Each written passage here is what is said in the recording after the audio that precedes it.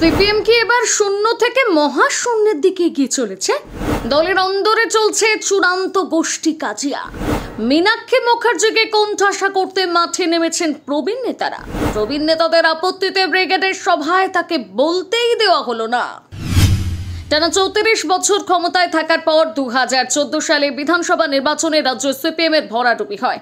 বাম সরকারের পতন হয়, নিরঙ্কুশ সংখ্যা গরিষ্ঠতা নিয়ে ক্ষমতায় আসে তৃণমূল কংগ্রেস। তারপর থেকে সিপিএম এর সেই বিপর্যয় আর থামেনি।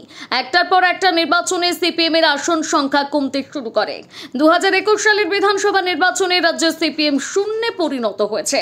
বিরোধীরা সুযোগ পেলে সিপিএম কে উদ্দেশ্য করে টিপ্পনী কেটে থাকে।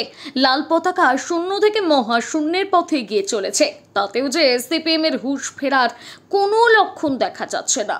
রবিবারের ব্রিগেড সমাবেশ থেকে তা আরও একবার প্রমাণিত হলো।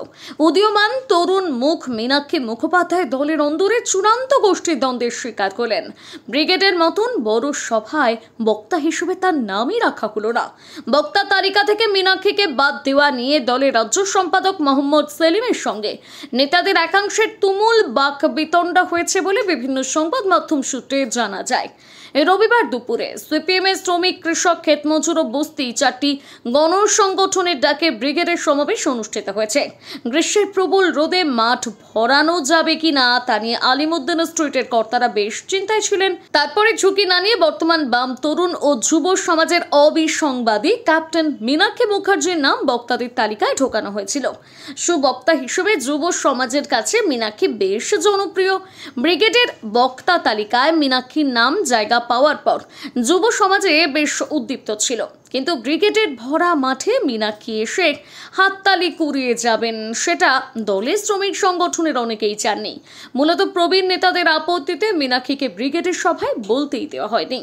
ফলে ব্রিগেডের মঞ্চ সিপিএম এর রাজ্য সম্পাদক মোহাম্মদ সেলিমি একমাত্র পরিচিত বক্তা হিসেবে ছিলেন। ব্রিগেডের সভা মঞ্চের বক্তা তালিকা থেকে মীনাক্ষীর নাম বাদ দেওয়া নিয়ে সিপিএম এর গোষ্ঠী কাজিয়া ফের প্রকাশ্যে চলে এসেছে।